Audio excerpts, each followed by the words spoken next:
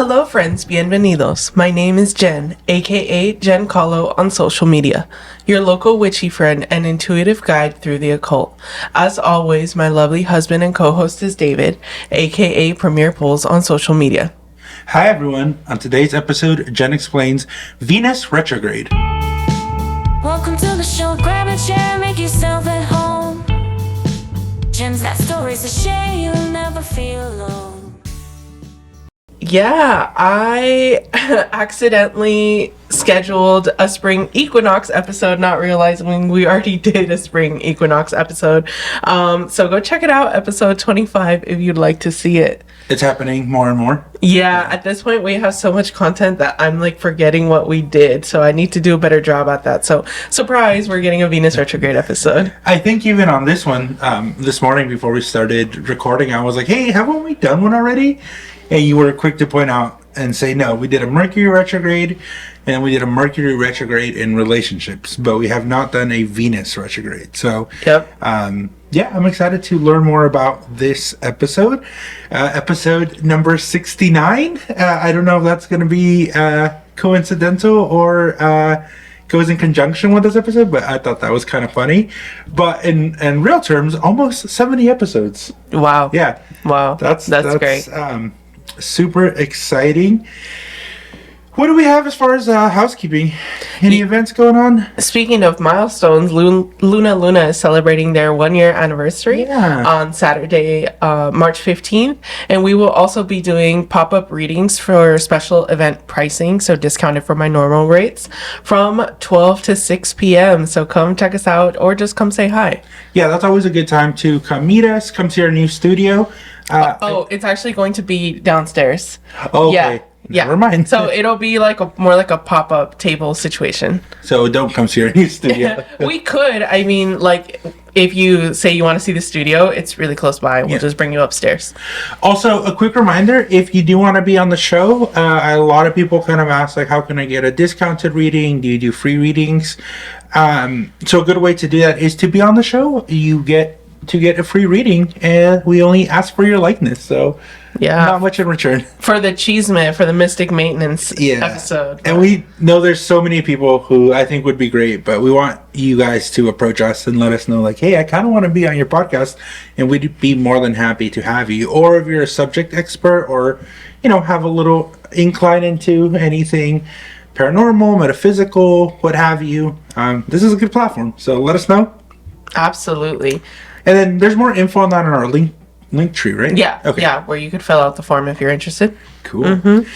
Alrighty, let's get into any more housekeeping. Yeah, and then we will be hosting an in-person manifestation workshop on the 22nd from 4 to 7 p.m. at Luna Luna, along with Sarah from Abracadabra and Vanna from Kids Elysium. So if you went to the Glamour Magic or the Protection Magic workshop and you enjoyed it, then you'll definitely want to go to this one. Cool. Yeah. Can you share a little bit more? Because when you were formulating it with these wonderful collaborations, I was almost a little like, I still don't understand it. So people know what they're getting, like, with their entry.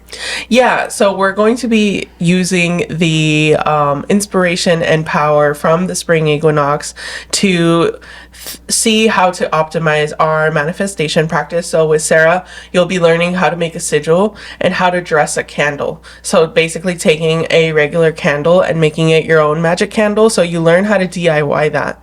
And then with Vanna, you'll be learning about the myth of Persephone coming back up to the surface in the spring. Like the equinoxes is when Persephone comes up or down between worlds. And then with her, learning how to make an outdoor altar. If you've seen, maybe like a few months ago, we spotted a random outdoor altar nearby. It looks so cute. So I spotted. Yeah, you spotted it, and at first I was like, "That's a bunch of trash." And then I looked closely. I was like, "Oh no, this is an outdoor altar." We did a turnaround. Yeah. So yeah, with Vanna, you'll be making little like bee cups so that the bees can drink water as like a little offering to nature, and also learning how to make basically native plant balm so that native flowers can sprout wherever you drop these seeds. So that'll be cute. So cool. Yeah. I really like the workshops that y'all, I mean, I think they're all great. Empowerment ones are really good. But I like when there's like pragmatic things. So when y'all did the glamour magic one, that was something that people could take home. The candles are cool. What's the last one? Protection magic. The protection magic. Making their own Florida water. Yeah, that was really cool. And this one sounds amazing too. Yeah. And then what are you going to be offering specifically? Tarot reading, so you can see where you have any manifestation blocks and how to manifest as we get deeper into spring after eclipse season. And people that meet with you, it'll be like a specific type of tarot reading for this specific subject, or could they like switch it up and say like, just give me like a tarot reading on this? Like, is it their time? Yeah, it is their time, but I will create a spread that would make sense. But if someone's like, I know what I want, I know it, we're here for manifesting, but I really need this, it is ultimately your time. Cool. So that's another great way of, you just want like a reading from Genesis, you get all these extra perks. Exactly. And all that information is on your Instagram? Yep. And then DM me or text me to purchase tickets. Awesome. Alrighty, let's get into today's subject.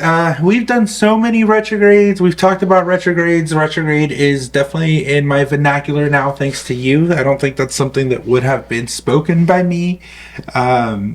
Let's get into it. Yeah, so again, what is a retrograde? We've talked about this so much, but it's the illusion that the planet is moving backwards. But for astrological purposes, it really is moving backwards. The domain of that planet, as a consequence, doesn't work as efficiently, but that's not always a bad thing. Sometimes it is chaos, but it's also an invitation to rest and reflect regarding that domain. So Venus, its domain is love, relationships, wealth, creativity, and art, and common values. What is the kind of the correlation between Venus and femininity? I feel especially in like marketing and capitalism, Venus is always used to represent like the feminine, you know, more womanly, and that's actually very apropos considering yesterday was International Women's Day. Yeah, I'm just curious because they have like that razor brand is like Venus, you know, for your legs, for women. And then there's like that famous, I don't know if it was like a saying or a book, but it's like men are for Mars, women are for Venus. Yeah, what's the lore there? What's going on? Well, all the planets are named after Greek Roman deities, right? So Venus, birth of Venus, this, or aka Aphrodite, like this beautiful feminine being. Venus is Aphrodite? Yeah. Oh, okay. I didn't know. Yeah, so birth of Venus, birth of Aphrodite. So you have this like glamorous, ultra feminine individual that again like concerns itself with art, wealth, beauty, love, common values, things like that, respect. So that's where it comes from. But Venus affects everybody because Venus was somewhere when you were born, and it affects everybody a little differently astrologically.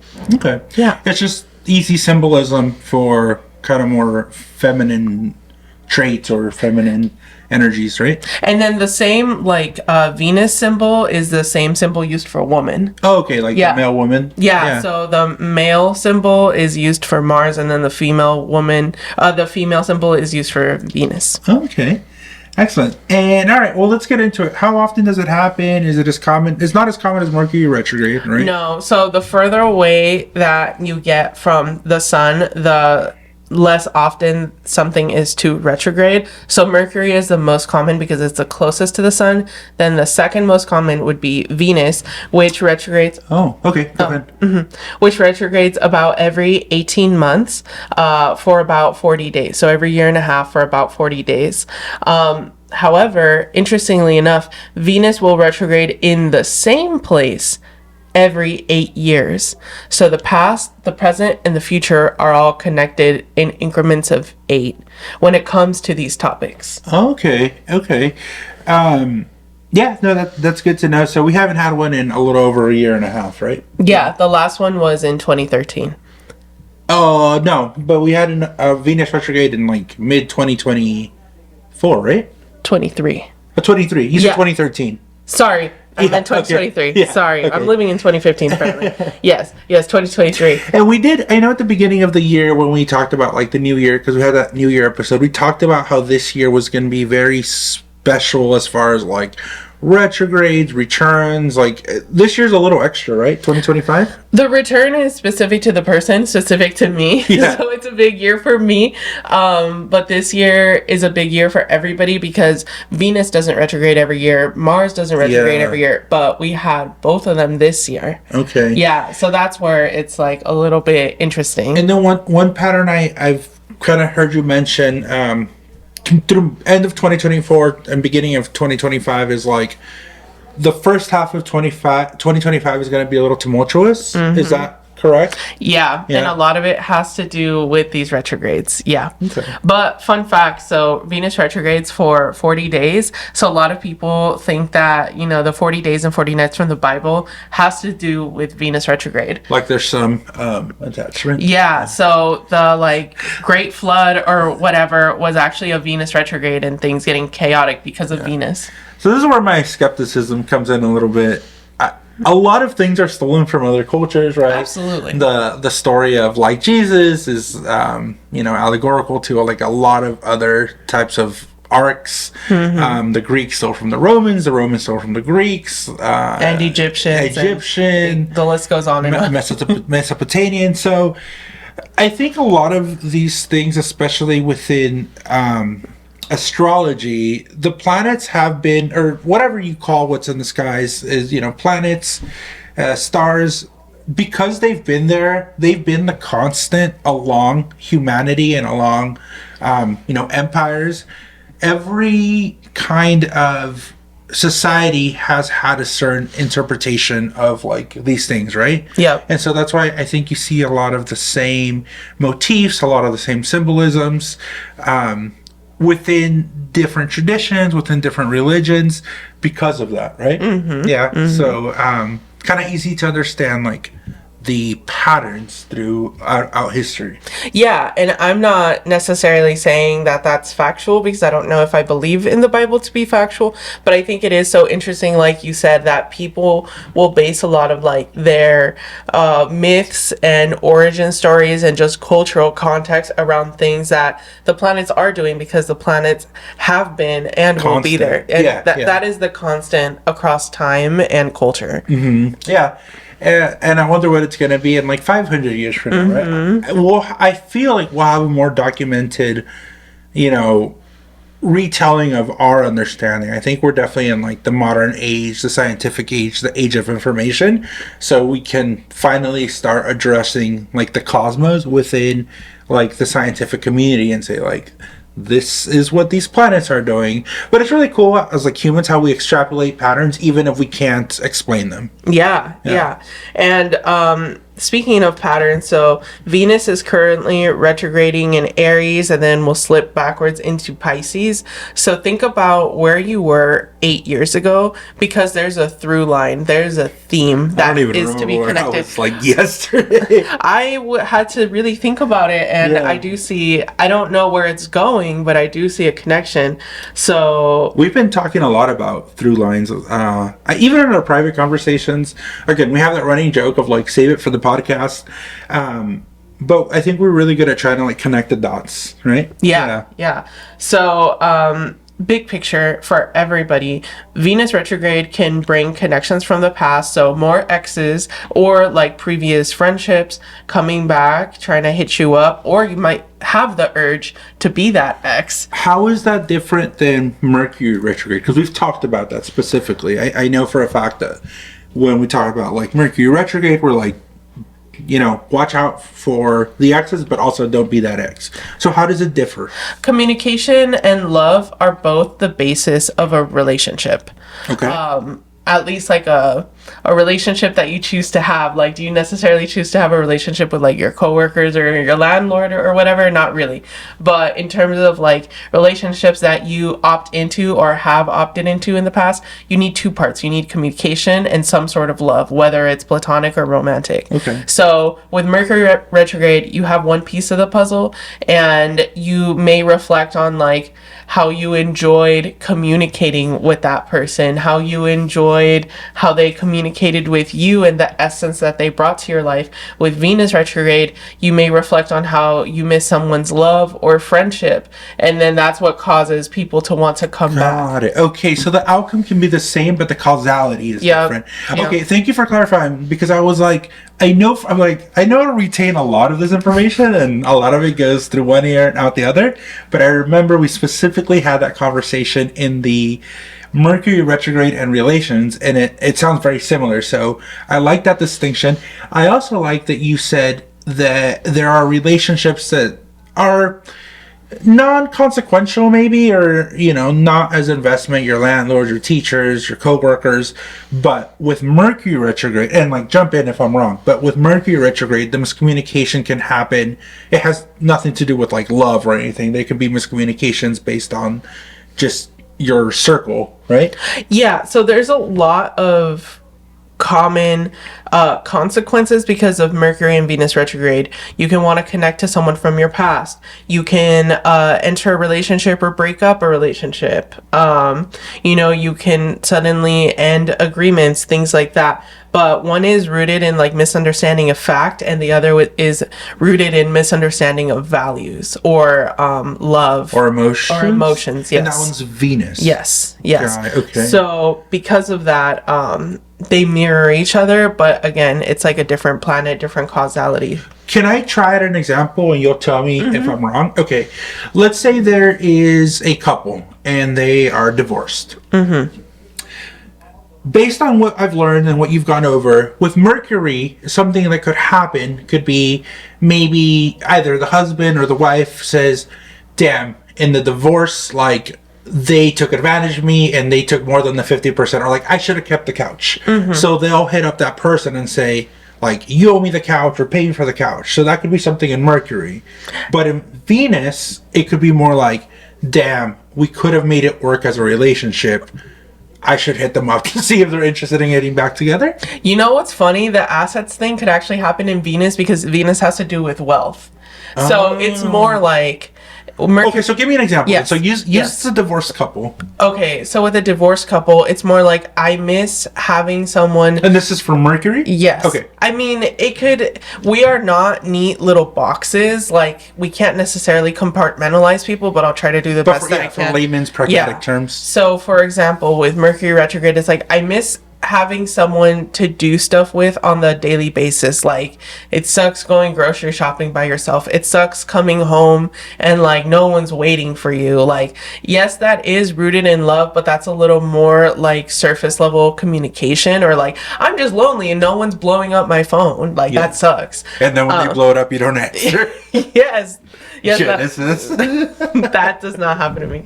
Anyway, but what I think of more with Mercury retrograde, and this is just me personally, because I am in management, what I will get during Mercury retrograde is people coming back being like, hey, I want to work for you. Do you have job openings? Or like, hey, will you be a reference for this job that I'm applying to? That happens to me a lot during Mercury retrograde. Okay. So that's a non-romantic example of like people from your past coming back to reach out. Okay, so now give me like the Venus. Like, let's stay on course with like the divorced couple. So you said for Mercury it could be like, hey, I'm lonely the day-to-day, just kind of missing your routine, feeling that like just the surface emotion of like loneliness. What about for Venus? For Venus, it's like you're reflecting back on, like, let's say that person has gone out on dates and stuff, and it's like nobody sees me the way you see me, or like I don't know if anyone will love me the way this person did. This person was really the one that got away.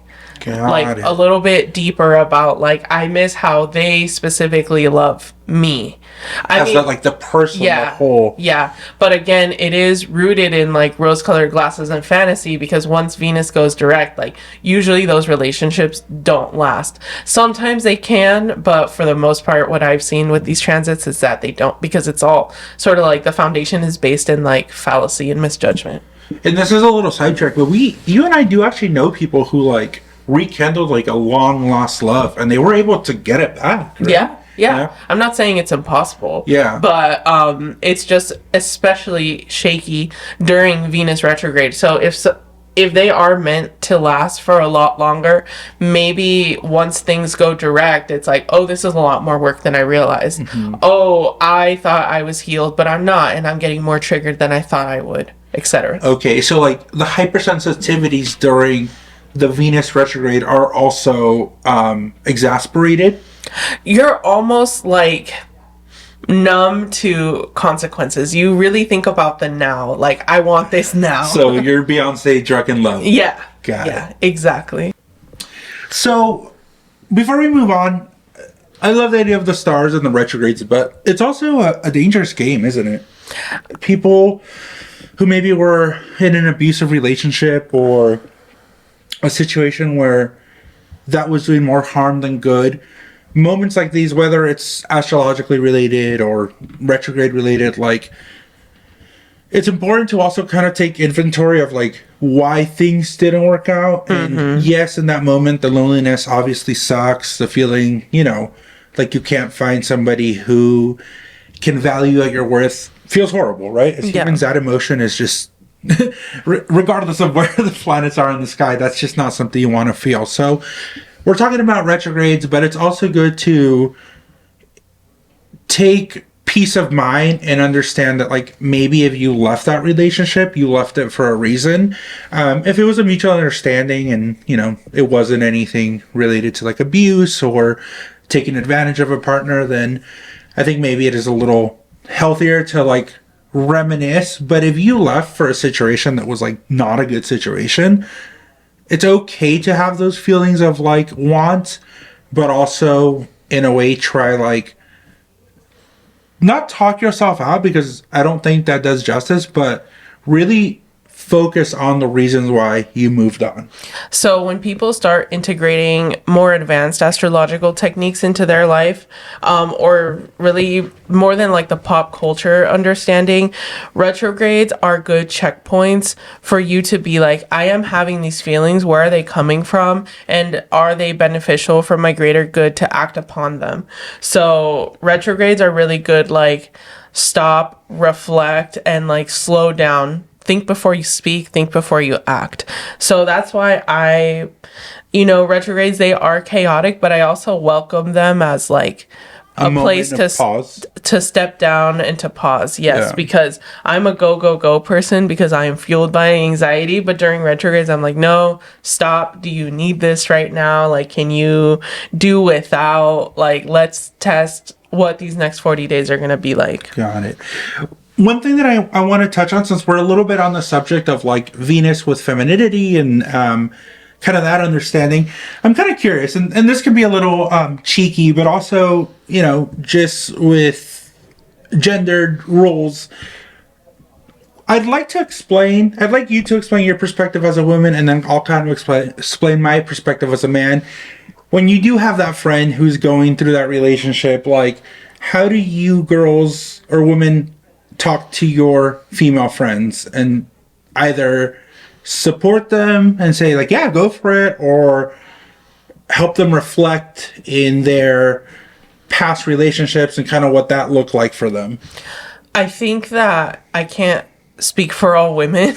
Well, I know, but this is like our take. Yeah, I just feel like each person is different. Like, I don't know, there are toxic people, and we joke like las tóxicas in like our culture of like, yeah, get back with him and then like do him dirty and then get out. And then there are other people that are like, well, maybe a little more like submissive and traditional, and they're like, yeah, you should go back with him if he's asking you to. And then there are people that are a little more like, no, keep moving forward. That's me as a Leo Venus. Like, if it ended, keep moving on until you find someone that absolutely adores you and doesn't fumble the ball. So I really can't answer that, just because there are so many different types of women. Like, I can't answer that question. Okay. I know how I would if I was how a would friend. you? Yeah, me as the person. Let's say there's one of your friends, she's like, I broke up with him, but I miss him. I think we could give it another try. Let's say it wasn't necessarily abusive, but it was definitely toxic. Like, what would you tell your friend in this retrograde? Yeah, no, I would say like things are retrograde. It's not good to make decisions right now. So really reflect on like, is it possible that this person can change? Is it worth having them come back into your life if the outcome is going to be the same?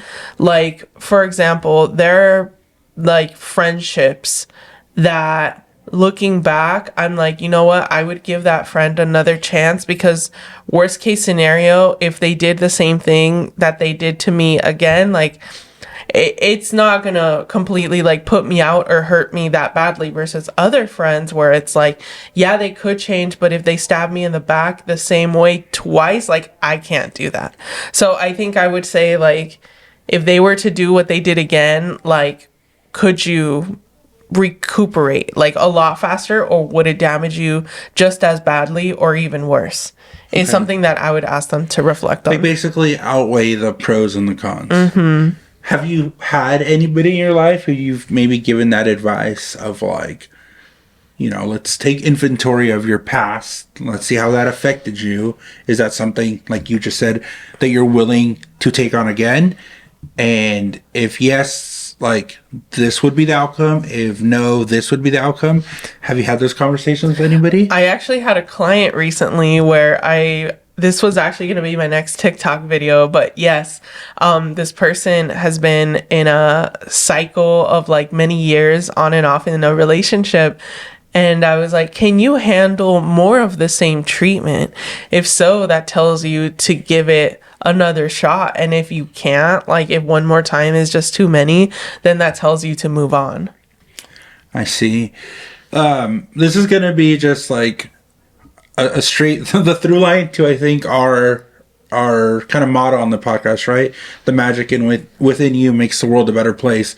So it does kind of all go back to like loving yourself first. Because I think in a lot of these cycles, like, if you had a friend that was doing the exact same things you were doing, would you encourage them to keep doing them, or would you encourage them to stop? And if your answer is, I would encourage them to stop, then why wouldn't you say that for yourself? Right? What about the Venus retrograde with like loving yourself? Because like you can also be in a relationship with yourself, your past self. There's people who have gone through a lot of change and a lot of you know, like a metamorphosis of sorts, but we're also human, right? Yeah. So it's easy to fall back to like, I'm just going to use, for example, like substance addiction. Let's say somebody is in recovery, they've been in recovery several years, but they reminisce on like, well, yeah, it sucked, but like there were good times. Obviously there's, you know, with something that's addictive and in recovery, the reason you do it is like the dopamine, the dependence. So there's obviously some good feelings associated with that. What would you say? Does a retrograde apply to like yourself, your relationship with like your past self? Yeah, absolutely. Yeah. It definitely does. One of Venus's domains is also like self-love and your relationship with yourself, which is why last month we did like a self-love portal workshop, which was really fun, because I was like, I think that would be perfect for the upcoming Venus retrograde, because then it's a tool in your tool belt to reflect on like, how am I treating myself? Like, am I putting myself first in a healthy way? So yeah, absolutely. That is super relevant with Venus retrograde. And it's funny that you say that, because if Venus is retrograding in your 12th house, usually that's where like mental health, substance issues, and self-esteem and other things like that can live. So I would say that if Venus is retrograding in your 12th house and you're starting to sort of like question those things within yourself, definitely think of some tools in your toolkit, such as like reaching out to a friend, or like, what are your coping skills? Do you meditate? Do you have affirmations? So depending on where Venus is retrograding for you, it could be different things. So if it's retrograding in your 12th house, it could be your relationship with yourself. If it's retrograding in your second house, it could be, how am I spending money? Am I building wealth for myself in the future? If it's retrograding in your 7th house, it's relationships with other people. In the 11th, it's your friendships. So whenever Venus is retrograding, you have to see where it applies for your own astrology. Okay. That's fun. Funny you mentioned that, because we just had our training at work about our 401ks. So Yeah, there you go. all right. I feel like I brought a good little sidetrack, but yeah, let's get back on topic. So, So big picture, Venus retrograde can affect connections to yourself, connections from the past, desires to get into or end relationships. And again, in the macro, this can also be start and end of war and peace treaties. That also happens during Venus retrograde. Okay. Because there's a macro and a micro. Like for example, with Mercury retrograde, like you could have a miscommunication with someone and Microsoft Outlook servers could go down. So you have like things that we all experience as a collective and things that you yourself experience with these transits.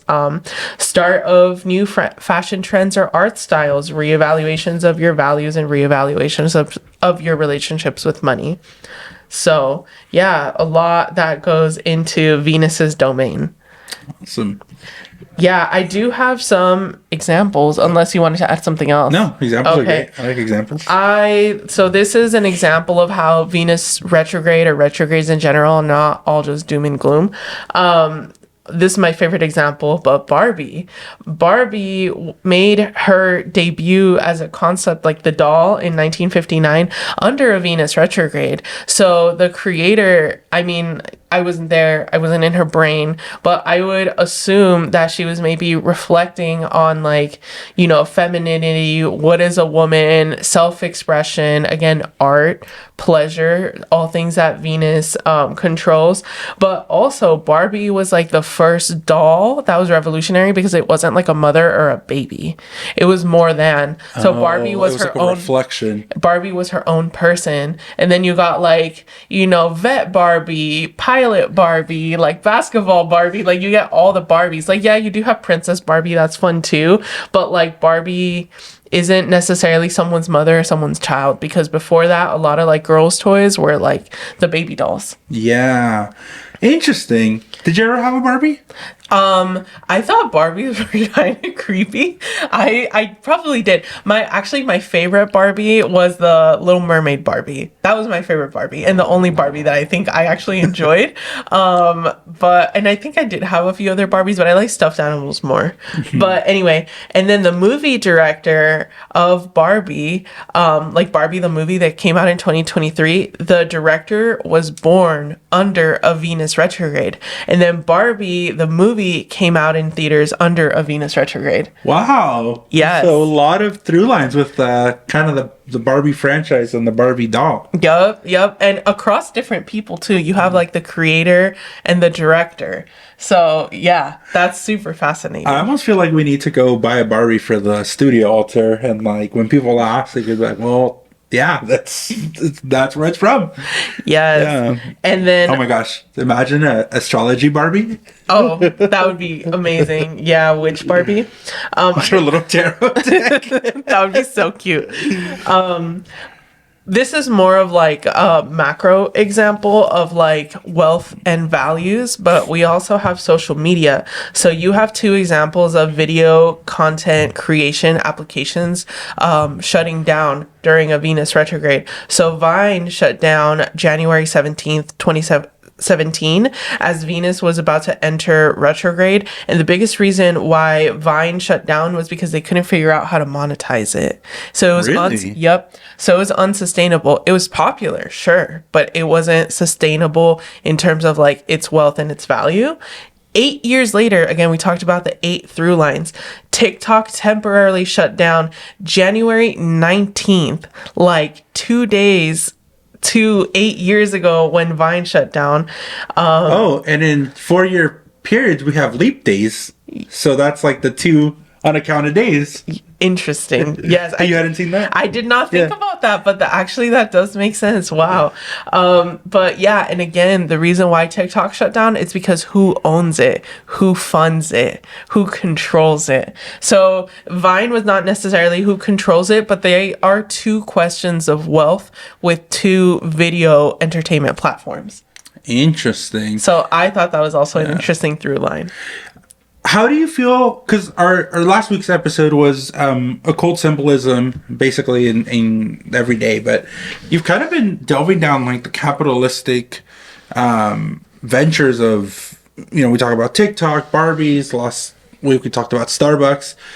Is it interesting finding all these, like, again, through lines with astrology and kind of symbolism? Like, what have you thought about that? Because you've been really deep into this for the last couple of weeks. Yeah, I just feel like if I were to say like so and so's life, and to me, because I know that person, like it is so fascinating to see their life like unveil in this way. But like if I tell you that, that's just Joe Schmo versus like we all know Vine, we all know Starbucks, we all know Barbie. So I've been more interested in sort of like the macro astrology. The big picture. Yeah, the big picture astrology. I love my one-on-one consultations and things like that. But if I tell you about someone and that their life evolved in this way, like that's not interesting to you. That's not like convincing. Not that I'm necessarily trying to convince anyone, but I do get asked a lot to like defend my position. And so it's like, okay, let me just show you this, because if I tell you a story about someone else, you're not going to believe me. Yeah. Yeah. I mean, interesting. Again, the skeptic and cynic in me is like, well, you can extrapolate, data or through lines if you look hard enough through everything, but that's just me. I mean, yes, that is true, and I do question myself too. I'm like, am I connecting dots that aren't there? And I really have to intentionally think about that before I say something, but like I'm very convinced that You are, and I think and power to you, and to kind of just give you your flowers where they're due. You're very logical in the sense that, like, you're not gonna look at something at face value and say good enough, right? I think the similarities between us is that you do bring that scientific mind, that skeptic mind to your practice. And to me, I think, if I was to align or believe in any of it, that's what would make a strong argument for me. Somebody who does take the time to debunk or revisit or even question themselves in their practice, which is something that you do. Yeah, like for example, the Barbie thing is very well known in astrology. So I had to look it up, and I looked up like when did Barbie come out and all of these things, and just like triple checked my facts. And even with like Vine and TikTok, I looked at both of those and I checked like, were they in retrograde? No, they were both in the shadow period. But I still think it's so interesting how both of these social media things happened like a few days outside of the shadow period. To me, that's still like a valid enough through line that like these things are connected, just because they're like not exactly retrograde, but very, very close. Like to me, they're still connected. Yeah. Like it's fascinating to me. Absolutely. And even when we joke about these things, we had a very silly conversation the other day about our dog Lucy. So we're not, well, I wasn't completely convinced that she's a Leo, and I was more trolling you, but you're like, no, these are the facts, like she is a Leo. But I mean, even in that, in times of like playfulness, you'll still kind of be like, this is why I'm not just saying this to say it. So yeah, exactly. Super interesting. All right. Let's finish it up by talking about our favorite subject, ourselves. I'm not my favorite subject, actually, but you're my favorite subject. Anyway, 8 years ago, because we're currently in a Venus retrograde, so I was like, okay, there's this through line. Where were we 8 years ago? Well, there was also one a year and a half ago, though, you said, right? Yes. Yeah. But the thing is that with the 8 years apart, that's like the whole cycle. They're retrograding in the exact same place. The retrograde from a year and a half ago was in a different place. Got it. It was retrograding through different signs. Yeah. 8 years later, so 8 years ago was 2017. Venus was retrograding through Aries and Pisces. 8 years later, we have Venus retrograde through Aries and Pisces. Correct. All right. So where were we 8 years ago? So 8 years ago, we were considering, and we very quickly made the decision to leave Los Angeles and to go to the Central Coast. And really? It happened like out of nowhere. I feel like it happened in like the span of like a month and a half. And again, retrograde, Venus retrograde is 40 days. Well, yeah, I can say because I started working in the Central Coast in March. I remember specifically. Yep. So we made the decision to move very, very quickly. And this is why I like astrology. And like I couldn't really explain it until right now. But sometimes astrology is also useful to look back in the past, not just forward. Because to understand the past is to understand the future once you start connecting these through lines. Like, for example, eclipses have 18-year cycles. And versus like Venus has like an 8-year cycle. So you can connect different parts of your life through different time intervals. So with Venus, I wasn't that deep into astrology back then. So now that I have all my knowledge, I can study my past. So when we made the decision to leave from LA to the Central Coast, Venus was retrograding my 7th house and my 6th house. My 7th house is my house of relationships and long-term commitments. And then my 6th house is daily living and daily activity, versus it was retrograding in your 4th house of immediate birth family and also community. So I feel like our motivations for saying, yes, let's leave LA were vastly different. Yeah, but same outcome. But the same outcome. Yeah.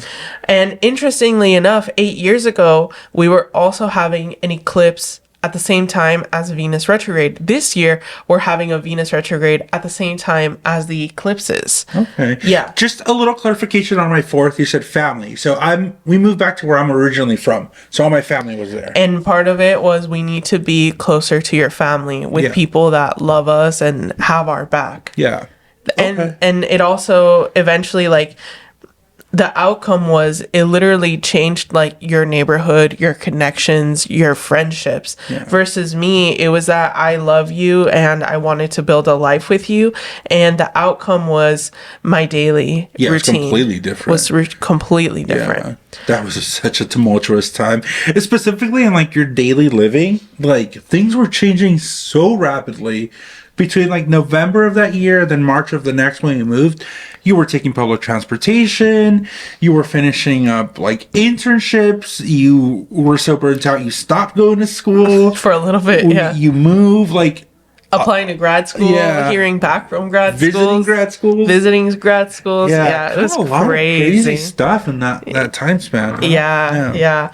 Okay. And now, like, where is that now? We're not moving, but we are feeling more called to network and be a part of our community. And we are growing with each other. So, like, they're in the same houses, right? Yeah. Okay. Exact same place. Again, 8 years, exact same place. So, I don't know what this means for us necessarily right now. So we might find out, right? But we will. No, we absolutely will find out. I don't know what it means right now, but I have an idea. So it's really interesting because people think that, you know, with divination, you should have like an exact answer. And it's like, no, I have an idea, but how it'll actually like manifest sometimes is up to the universe. And just a surprise, period. But I have an idea. Yeah, what's your idea? So I'm thinking that we're probably going to start maybe even like setting roots or reinventing ourselves, because I feel like the person that I was when I moved to Merced, I mean, yes, I'm the same person, but how I'm presenting myself is different. Versus like no one knew me in the 805, so I had to like put my face out there and learn through trial and error, like who are my friends and allies and who I can start building a community with. So yeah, I think it's interesting. And what about like for me? What's your prediction? And then for you, you were more just going back and connecting 8 years ago with the people that had your back, and now I feel like you're maybe stepping up and being that for other people. I see that with your like guy group of friends, and then you're also becoming more active in volunteering. So I think it's also that as well. Community in general. I'm interested to see what like the family part is, because that hasn't really changed too much. No, I know what that is. I don't know if I should say it on the air. Well, it's our podcast. Why not? Well, we're actively trying to expand our family. Okay. Yeah. So just kind of leave it at that. Yeah. I mean, I don't want to like. It's a touchy subject. Because you know fertility is not guaranteed. Yeah. But well, it is a touchy subject, but it is this is our story to tell. This is true. Right? So yeah. You know, we're not making generalizations about everyone. It's very hyper specific, but I will leave it at that because, yeah, gotta keep it juicy. But also we're running a little bit out of time. So yeah, interesting. Yeah, I think this opens a lot of conversations, and that's what I like about these like retrogrades.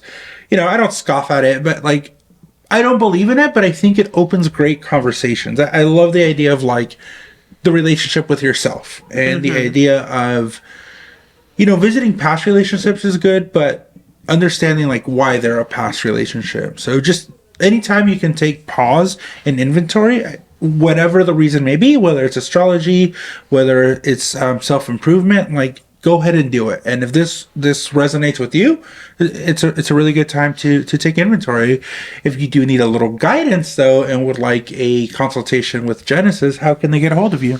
Well, we have a bunch of in-person events coming up. Yeah. So again, on the 15th, I'll be doing pop-up readings downstairs at Luna for special discounted pricing. You can always book me virtually. Also have the in-person manifestation workshop, which also includes a reading. And then I'll actually be in San Francisco the last Saturday of the month as well. You can always reach out to me virtually, Instagram, TikTok, YouTube, Blue Sky at Jen Kahlo and jenkahlo.com. All right, everybody. Thank you.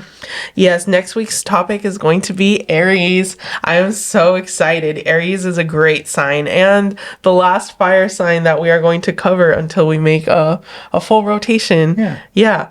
So anyway, remember, the magic within you makes the world a more beautiful place. Blessed be and signing off. Bye. Bye.